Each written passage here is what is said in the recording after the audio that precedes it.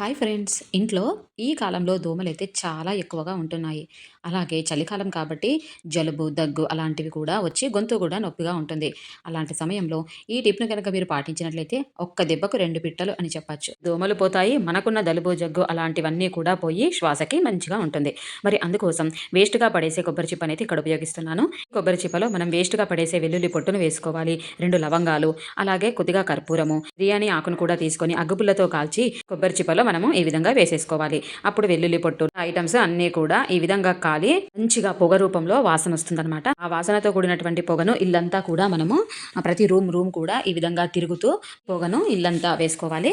ఇలా వేయడం వల్ల ప్రతి రూములో మూలలో ఉన్నటువంటి దోమలు కూడా అసలు పరారైపోతాయి. అసలు ఎక్కడ ఒక దోమ కూడా ఉండదు. ఆ వాసనకి వెల్లుల్లి పొట్టు, బిర్యానీ ఆకు, లవంగాలు ఇవన్నీ దోమలు పోగొట్టడానికి, అలాగే జలుబు, దగ్గు లాంటి శ్వాస సంబంధిత వ్యాధులకు అన్నింటికి చక్కగా పనిచేస్తాయి. యూస్ఫుల్ వీడియోస్ కోసం ఛానల్ సబ్స్క్రైబ్ చేయండి.